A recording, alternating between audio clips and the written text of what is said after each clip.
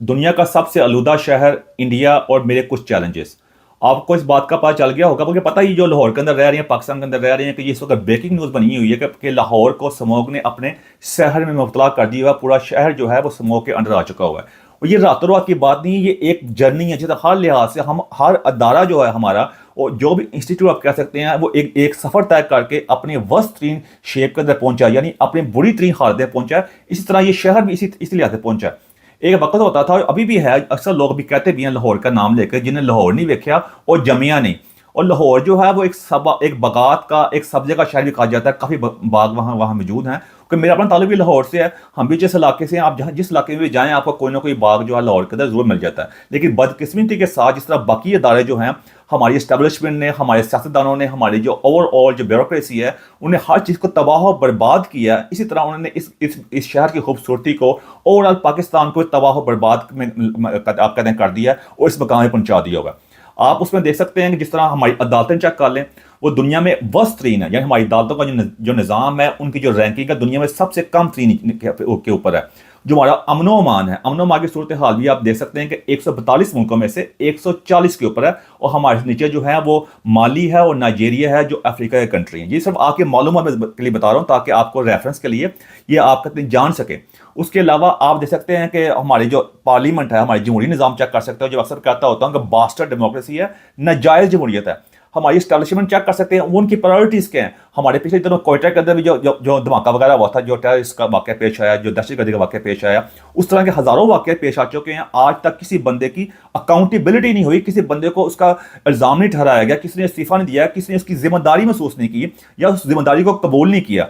ये सारे जो एलिमेंट होते हैं, जब आपकी प्रायोरिटीज डिफरेंट होती हैं, ये इस तरह होता है कि जब आप किसी घर के अंदर आप सरबराह हों, घर के आपकी आगे औलाद हो, बच्चे हों, और आप उन पे उनकी तलीम के ऊपर, उनकी सेहत के ऊपर तवज्जो देने की बजाय आपकी अपनी याशी में लगे हों, बाहर की चक्कर चौकर लगे हों, घर भी आप टाइम पे नहीं आए, ना आप घर में पैसे अच्छी तरह दें। लेकिन आपको पता ही जो मैं कहने की कोशिश कर रहा हूं मैं, फिर आप उन घरों का हाल देखते होते हैं, उन बच्चों का भी हाल देखते होते हैं, किस तरह घर तबाह बर्बाद हो जाते हैं, बच्चे बेरारगी का शिकार हो जाते होते हैं। इसी तरह पाकिस्तान भी जो है वो बेरारगी का शिकार हो चुका है। वो पाकिस्तान के जितने शहर हैं उसके बच्चे हैं, वो बच्चे भी बिल्कुल आप कहते हैं बिल्कुल फारग हो गए हुए हैं। उनका भी कसूर नहीं है क्योंकि उनको जो सरबराह हैं, जो ऊपर हैं, जिन्होंने उन बच्चों की उनकी तालीम तरबियत करनी थी, उनको सही राह पर डालना था, उनकी देखभाल करनी थी, उनकी प्रायोरिटीज डिफरेंट है क्योंकि उनकी अपनी फैमिलियां जो हैं वो इस घर में रहती नहीं है। पाकिस्तान हमारा घर ही है ना, वो तो जाकर रहती है बाहर के मुल्कों के अंदर। जितने हमारे जो स्टैब्लिशमेंट हैं, जो जितने भी हमारे जो जर्नल्स हैं, उनकी सब औलादें जो है वो रिटायरमेंट से पहले उन्हें बाहर मूव कर दी होती हैं। जैसे खुद भी रिटायरमेंट लेते हैं, बाहर चले जाते हैं, वहाँ नेशनलिटी ले लेते हैं। हमारे सियासतदान चेक कर सकते हैं, उनकी सारी जायदादें जो हैं सब कुछ बाहर है, यहाँ आते हैं हुक्मरानी करने के लिए। जो अक्रॉस द बोर्ड है, it's not only Nawaz Sharif के बारे में बात कर रहा हूँ, ओवरऑल है। उसके अलावा भी बाकी हमारे जजेस चेक कर सकते हैं। जैसे ही आप जिस तरह हमारे अभी जो चीफ जस्टिस रिटायर हुए थे, साथ ही वो कहते लंदन पहुंच के, ठीक है उनको इन्विटेशन मिला था। मैं इस बारे में बात करना, मैं लंबी बात नहीं करना चाहता, लेकिन बात कर रहा हूँ कि हर बंदा वहाँ एक मिनट टिकना नहीं चाहता। और अलमिया ये है जो सबसे बड़ी कहते हैं सितम ज़रीफ़ी है। आप देख सकते हैं इस वक्त की जो वज़ीर आला है मरियम नवाज साहबा, वो इस वक्त सब कुछ छोड़ छोड़ के जिनेवा पहुंची हुई थी, स्विट्जरलैंड में, फ्रांस में, लंदन आ चुकी हुई अपने अपने अबू जान के साथ, और पाकिस्तान इस मकाम पहुंचा हुआ है। ये सारा आपके सामने एलिमेंट, ये तस्वीर कशी करने का मकसद ये था कि जो मेरी आपकी इंटेलिजेंस के ऊपर, आपकी अक्लमंदी पे सवाल उठाना नहीं है, थोड़ा सा आपको रेफरेंस देना है कि हम इस मकाम पे कैसे पहुंचे हुए हैं। अब थोड़ा सा बता दूंगा, ये जो आलूदगी के लिहाज से इस वक्त आपको पता ही है कि लाहौर जो है दुनिया का सबसे ज्यादा आलूदा शहर बन चुका हुआ है। अभी आलूदगी का जो एलिमेंट होता क्या है कि वो आप कैसे इसको कहते हैं, आप मेजर करते हैं, कैसे इसको आप कहते हैं, इसके बारे में अंदाजा लगाते हैं कि कितनी आलूदगी हो चुकी हुई है। उसमें बता दूं आपको कि वर्ल्ड जो हेल्थ ऑर्गेनाइजेशन है, जो अदारा जो है इसको जो मेजर करता है, इसके बारे में जो रिपोर्ट रखता है, उनके मुताबिक उन्होंने एक चार्ट दिया हुआ है। उस चार्ट के अंदर बताया हुआ कि आपकी जो आलूदगी का एलिमेंट है इससे ज़्यादा क्रॉस कर जाए तो आप आलूदा शहर होते हैं। ये इस तरह होता है जिस तरह आप अपनी गाड़ी में टायर में कहते हवा भरवाते हैं ना, तो एक उसका होता है अगर 32 रखनी है, 34 रखनी है, अगर ज़्यादा करेंगे मसला होगा, कम करेंगे मसला होगा। इस तरह और भी चीज़ें होती हैं। इसी तरह होता है कि इसका भी एक एलिमेंट होता है, एक इंडेक्स होता है, एक पैमाना होता है। उस लिहाज से बता दूं आपको, उस इंडेक्स के मुताबिक है कि उन्होंने उसको कैटेगराइज किया हुआ डिफरेंट कलर्स के अंदर। जिस तरह आप जाते हैं ना, गाड़ी में सफर कर रहे होते हैं तो इशारा आता है, इशारे में रुक जाते हैं, पहले रेड होती है, फिर कहते हैं येलो, फिर येलो होती है, उसके बाद फिर ग्रीन हो जाती है। इसी तरह उन्होंने इसको आप कहते हैं किया हुआ डिफरेंट कलर्स के अंदर। उसमें अगर ग्रीन है, जो अगर ज़बरदस्त एनवायरनमेंट हो और आपकी जो फ़ज़ा जो है, जो हवा है वो अच्छी हो, तो उसको ग्रीन के अंदर किया हुआ है। उसका उन्होंने इंडेक्स दिया हुआ है, जो पैमाना है वो 0 से लेकर 50 तक होना चाहिए। दूसरा है येलो। येलो होना चाहिए 51 से लेकर 100 तक, जो उनका इंडेक्स है, जो पैमाना आप कह सकते हैं आसान अल्फाज के अंदर। उसके बाद उन्होंने एक और रंग का उसका इजाफा कर दिया वो है ऑरेंज। ऑरेंज है 101 से लेकर 150 तक। अब यहां तक तो उन्होंने कहा जो ठीक है। अब अगला बात आती है रेड। रेड वो चीज होती है जिसके अंदर खतरे की घंटी होती है, जिसमें आपके लिए जो फजा है, जो हवा है, आपके सांस लेने के लिए अच्छी नहीं है। तो वो आती है जी 150 से लेके 200 तक। उसके बाद डिफरेंट कलर आ जाते हैं, सो ऑन। इसके उन्होंने इस चीज को इस तरह बयान किया हुआ है।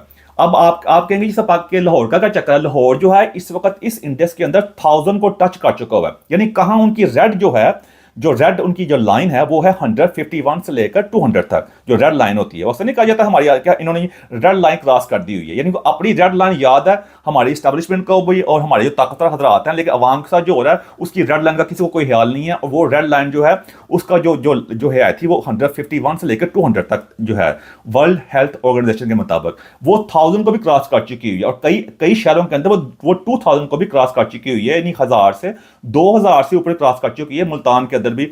और लाहौर का हाल चेक कर सकते हैं, और लाहौर तो इस वक्त दुनिया का सबसे आलूदा शहर बन चुका हुआ है। अब ये रातों रात नहीं बना हुआ, ये नहीं कि रातों रात लाहौर बन गया हुआ। और साथ ये बात भी नहीं कि पाकिस्तान दुनिया में वाहद मुल्क का जहां स्मॉग आई है, और पाकिस्तान वाहद मुल्क का जहां आलूदगी है। एशिया के जो हमारा कॉन्टिनेंट है उसके 40 शहर जो हैं इस वक्त आप कह सकते हैं, जो 40 कंट्रीज वगैरह भी कह सकते हैं, वो आलूदगी में सबसे नंबर 1 के ऊपर है। उसमें ये एलिमेंट है कि जो बाहर के यूरोपियन कंट्रीज हैं, जहां पे हम अक्सर बार बार कहता होता हूं, जो डंकी लगा जहां जा रहे होते हो, क्या वहां ऐसा मसला नहीं है? बिल्कुल मसले हैं वहां पे, थे वहां मसले। जैसा लंदन के अंदर मसले मसाइल बहुत ज्यादा थे, और यूरोप ने इसके ऊपर खास यूरोप के अंदर भी थे, और न्यूयॉर्क के अंदर भी आया था। जैसा पहले कहता होता हूँ, कोई भी जो जनरेशन जो मुल्क होते हैं, जगह कौमें होती हैं, परफेक्ट कोई भी नहीं होता यह है कि आप अपनी जो डैमेज कंट्रोल करते हैं, आप कहते हैं अपने आप को बेहतर कैसे करना है, फिर आपकी मंजिल ठीक होनी चाहिए, आपकी जो डायरेक्शन ठीक होनी चाहिए। एक ना एक दिन अपनी मंजिल पे पहुंची जाती होती है, और यही वजह वहां जाते हैं। वहां भी मसले मसाइल बहुत आए थे, उन्होंने उसको टैकल किया, उसके लिए लेजिस्लेशन का मतलब होता है कि अपनी पार्लियामेंट में कवानीन पास किए उसके मुताबिक कि आपने इसको इस तरह कंट्रोल करना है, कवानीन इस तरह बनाए कि गाड़ियों की जो एमिनेशन है उसको इस तरह होगा, गाड़ियों की जो उन्होंने एक म्यार मुकर्रर कर दिया ताकि कोई भी कानून की खिलाफ वर्जी ना कर सके। हम अपनी एनवायरनमेंट को अपनी नेक्स्ट जनरेशन के लिए और करंट जनरेशन के लिए बेहतर कर सकें। इसलिए वहां पर आप देख सकते हैं कि उसको काफी हद तक उन्होंने कंट्रोल किया। छोटी एग्जाम्पल देता हूँ कि लंदन के अंदर भी बड़ा मसला था, अभी थोड़ा बहुत मसला है, इतना ज्यादा नहीं है। उन्होंने वहां लगा दिया सेंट्रल लंदन के अंदर कंजेस्शन चार्जेस। वो इस तरह चार्जेस हैं कि उन्होंने कहा हुआ है कि सुबह आप कहते हैं 6 o'clock से लेकर और शाम को 6 o'clock तक, और इन मैनी अब मेरे हाथ से उसको में इजाफा कर दिया हुआ है कि आप अगर एंटर होंगे तो आपको पैसे पे करने पड़ेंगे। अब जो आम बंदे होते हैं वो इस चीज को अवॉइड करते हैं सेंट्रल लंदन के अंदर जाने के लिए, क्योंकि उनको पता है इसके पैसे पे करने पड़ेंगे। ये सब कुछ किस लिए हो रहा है? ठीक है, उससे उनको इनकम भी आती है, कई लोग से डिसएग्री भी करते होते हैं, कई लोग इससे इंपैक्ट भी हुए हैं, लेकिन उन्हें ओवरऑल इसकी चीज को चेक करना है कि इसकी एनवायरमेंट के ऊपर बहुत बुरा असर पड़ रहा है, और लोगों की सांस लेने की जो होती है, क्योंकि at the end of the day या जब आप ह्यूमन वैल्यूज क्या होती हैं कि इंसान की जो होती है उसकी अहमियत क्या चीज होती है, कि उनकी सबसे पहली जो चीज होती है जब इंसान दुनिया में आता है वो सांस लेना। सांस जो होता है वो मोस्ट इंपॉर्टेंट एलिमेंट है ना, उस लिहाज से देखा जाए तो। अगर आप सांस ही आपकी आलूदा आ रही है तो बाकी चीजें छोड़ ही देना। तो इसी लिहाज से उन्होंने इस चीज को किया, वह कंजेस्शन चार्जेस लगाए हुए हैं। अब बाकी जो इंग्लैंड के शहर है वहां भी इस चीज को इंप्लीमेंट कर दिया गया है, और अक्रॉस द बोर्ड यूरोप के अंदर बाकी मुल्कों के अंदर भी इस चीज को इंप्लीमेंट किया गया, ताकि जो फजा उसको सही किया जाए। कुछ ज्यादातर ये होती है कि ये डीजल गाड़ियों से, इन गाड़ियों वगैरह से सब कुछ होता है। और पाकिस्तान इंडिया के अंदर भी ऐसे होता है, जो फसलों को जो बाद में जो इस्तेमाल कर लेते हैं, बाकी जो बच जाता है उसको आग उग लगाते हैं। वो आपको पता ही, आपको हमारे मीडिया ने उसके बारे में काफी ज्यादा आपको कहते हैं एंटरटेन कर दिया होगा इस बारे में बताने की। इंडिया का मैंने पहले नाम इसलिए लिया था कि हमारी एक वतीरा बन चुका हुआ है।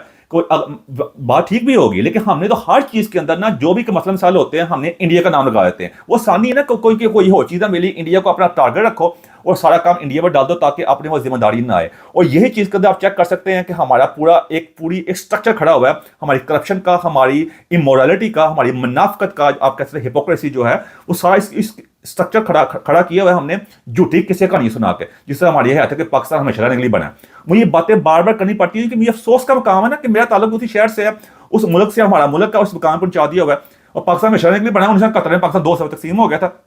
उसके बाद कश्मीर चेक कर सकते हैं, कश्मीर में वहां पे अमन हो चुका हुआ है, वहां पे बड़े पुरअमन इलेक्शन हुए हैं, पूरी इंडिया में पुरअमन इलेक्शन हुए हैं, कोई मसला मसाइल नहीं हुआ है, और जमहूरियत की गाड़ी आस्ता आस्ता बढ़ रही है। और अपने साइड वाले कश्मीर को चेक कर लें, कश्मीर जो है, और अपने साइड में इलेक्शन है उसको चेक कर लें, आपके सामने सब कुछ आ जाएगा।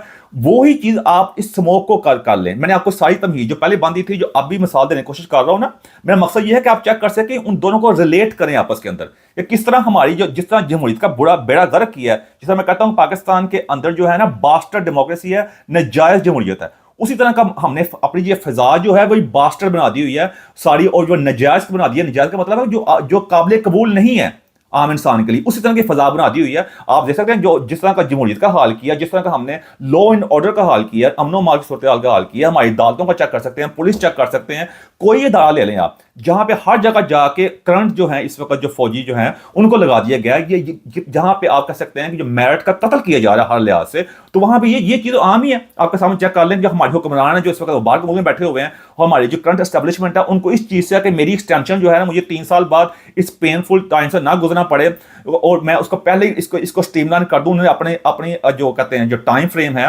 अपनी जो जॉब पक्की करने के 5 साल पहले करवा लिए भाई, मेरा उससे ताल्लुक नहीं है भाईजान, वो करवाएं ना करवाएं, लेकिन जब वही किस्म के हमारे एस्टेब्लिशमेंट के लोग आकर हमारी जो chief of the army staff, सीधी बात है, दूसरों को कुरान की आयतें सुना रहे होते हैं आके, ये फतह हमारी होगी, हम मगरबी तस्वीर नहीं चाहिए, वो सब कुछ सारी प्रायोरिटी वहां पे होगी। यहाँ पे आकर जब आपने सारा कहते हैं अपने ऊपर लिया ही हुआ है कि आपने मुल्क को चलाना है, आप ज्यादा समझदार हैं, आप कहते हैं आपको सब कुछ पता है, तो यहाँ भी हल कर लें। और दूसरी बात यह है कि जितने उलमा करामा आके, जिसमें वो तारक जमील मुनाफिक है, जो वो तारक मसूद जैसे, वो लियास कादिर जैसे, वो जो तकी उस्मानी जैसे, आप नाम लेते हैं, ये लंबी लिस्ट है जो आके, और कई दूसरे भी जो आके वो गौस पाक किस्से सुना रहे होते हैं, बड़ी बड़ी बातें सुना रहे होते हैं, झूठी बातें कर रहे होते हैं, जिनका हकीकत से और तरीही पर से कोई ताल्लुक नहीं, सब झूठ है। अब उनसे सवाल ये है कि जो बड़े बड़े करामात सुना रहे होते हैं ना आके, भाई आओ यहाँ पे आके मांगो दवाएं आके, देखो कितनी दवाएं असर करती हैं आके। और जितने भी आपके इनके जो मन्नतें मानने वाले जो आके झूठी बातें करा रहे होते हैं कि हम ये कर लेंगे वो कर लेंगे, अब उन सबका मेरा चैलेंज है, आके ठीक करो जाके अपने दुआएं मांग के, या जो भी आपके करामात हैं आपके बुजुर्गों की, जो बुलशिट बातें कर रहे होते हो आके करके दिखाओ जरा ठीक। वो कहां टीएलपी वाले जो बड़ी बातें कर रहे होते हैं कि हमें निजाम मुस्तफा चाहिए, आपको इस तरह का निजाम मुस्तफा चाहिए, फिर आके ये निजाम मुस्तफा कि लोगों का जीना हराम होया हुआ है, लोग सांस नहीं ले सकते, ये निजाम मुस्तफा चाहिए फिर आपको। इससे अच्छा तो वो दूसरे हवाले करें जिनको आप गैर मुस्लिम कहते हो, काफिर कहते हो, जिन मुल्कों में ताकतवर हजार से लेके और हमारे आम लोग भी डंके लगा जा रहे होते हैं। फिर यही फर्क है, झूठ और मुनाफिकत ने आज जैसे मुकाम पहुंचा दिया हुआ है निजाम मुस्तफा का, निजाम को, जिनको खुद ही पता है निजाम मुस्तफा क्या, ना कभी कुरान को तर्जुमे से पढ़ा, ना कभी हदीस पढ़ी है, वो आके निजाम मुस्तफा का लेक्चर दे रहे होते हैं। वो हमें निजाम मुस्तफा बताएंगे आके, जो आके लौंडेबाजी कर रहे होते हैं मस्जिदों के अंदर जाकर, छोटे बच्चों से ज्यादा कर रहे होते हैं, हो इसे कोई कंसर्न नहीं है, इनको इस तरह निजाम मुस्तफा चाहिए। और इसी निजाम मुस्तफा के गोली के अंदर आके जो हमारे एस्टेब्लिशमेंट ने इनको परवान चढ़ा की तरह मदरस बना दिया हुआ है, इस मुकाम पहुंचा दिया हुआ है। अब आप कहते हैं मैं कौन बातें शुरू कर दी हैं, भाई कि स्मोक जो है ये ऑटोमेटिकली एक दिन की बात नहीं है, ये मिस मैनेजमेंट है, मिस हैंडलिंग है एवरीथिंग की, जो आज आपके सामने एक बहुत बड़ा नासूर बन चुका है, एक बहुत बड़ा अजदहा बन के हमारे सामने आ चुका है। आम बच्चों की जिंदगी मुतासर हो रही है, और मुतासर के होगी ये भाई, सांस लेना, जिस मुल्क के अंदर सांस लेना मुश्किल हो जाए, बाकी बातें छोड़ ही दें। बाकी बातें जो मैंने रेफरेंस के लिए बताई हैं आपको, थोड़ा सा आपको बताने के लिए, आपको पता तो है, आप इंटेलिजेंट, आप इसको अच्छी चीज को अच्छी तरह समझते हैं, वो थोड़ा सा आपको याद दिलाने के लिए कि ये कोई एक स्मोक का मसला नहीं है पाकिस्तान के अंदर है, वो हर मसला है। किसी भी चीज को उठाकर देख लें, मैं चैलेंज करता हूं, कोई भी चीज उठाकर देख लें, सिंपल सी बात है। आप जब भी कुछ बाजार में चीज लेने जाते हैं, कोई भी चीज बाय करते हैं, हर हमारी माई बहन बेशक पढ़ी लिखी हो ना पढ़ी लिखी हो, सबसे पहले सवाल कर दिया चीज पाकिस्तानी है, क्या बाहर दी है, बाहर देख कर मुल्क दी है, और पाकिस्तान चीज लेने के बाद 2 नंबर ही होती है। जब यहां से ये रूट कॉज है, यहां से एक बात शुरू होती है, कहां से कहां पहुंचती है, और बाकी चीजें आप छोड़ ही दें।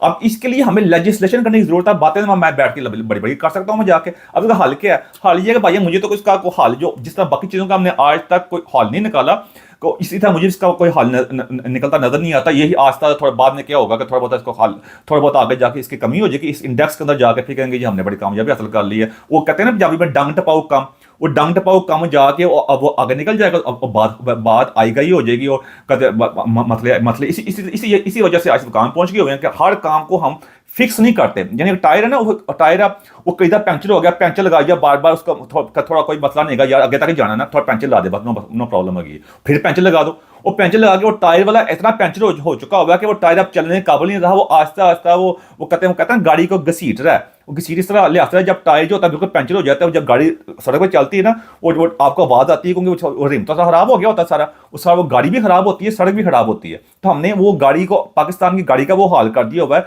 जिसकी वजह से आज ये सूरत हाल आपके सामने आ चुकी हुई है। मुख्तसर हाल ये है कि जिस तरह हमें ये सारे सिस्टम को ओवरऑल करने की ज़रूरत है, इस टायर को उतार के नए टायर डालने की ज़रूरत है। जो बंदे अहल हैं, जो बंदे जो कहते हैं महबे वतन हैं, जो ऑनेस्ट हैं, जो डिसिप्लिन हैं, जो चीज़ें चाहते हैं, जो कॉम्पिटेंट भी हैं, उन बंदों को लेके आना पड़ेगा अगर हम चाहते हैं हमारी आने वाली नस्लें जो हैं वो इस तरह की सांस ना ले सकें, और हमारी आज की नस्लें जो हैं वो हमें इस चीज़ को याद कर सकें, उनको बता सकें कि इस तरह के एक्शन लिए गए थे जिसकी वजह से आप एक अच्छी पुरफजा के अंदर सांस ले रहे हैं, और एक अच्छी आप कहते हैं ग्रीन के अंदर, जो मैं कहता हूँ पाकिस्तान मुकाम पे पहुंच सकता है कि हमारा इंडेक्स 0 से 50 हो, ग्रीन के अंदर हो, कोई मसला नहीं है, लेकिन हम इसका सफर का आगाज आज ही करना पड़ेगा ऑनेस्ट तरीके से। जो इस वक्त की मैनेजमेंट है इनसे नहीं हो सकता, हमें एक बंदे वो लेके आने पड़ेंगे जो ऑनेस्ट हों, कॉम्पिटेंट हों, मतलब अहल हों इस चीज़ के साथ, तब भी आगे बढ़ सकते हैं। अदरवाइज मैं आपको ये कह सकता हूँ कि भाई अपना सोचें, बच्चों का सोचें, मेहनत करें, ज़्यादा पैसे कमाएं और वहाँ निकलें और उस मुल्क में जाकर रहें जहाँ आप एक अच्छी पुरफजा मुकाम के अंदर, या ऐसे मुल्क के अंदर जहाँ की फ़ज़ा कम अज़ कम और हवा इस तरह की हो जहाँ आपको सांस लेने में दिक्कत ना हो, उसकी हवा साफ़ हो, जहाँ ऑक्सीजन ठीक हो, तो आप वहाँ जाने की कोशिश करें। इसके अलावा और कोई हल नहीं है। एंड मेरे को ऐसी बात आपको अच्छी लगी, उस बात चाहता हूँ मैं। Thank you very much.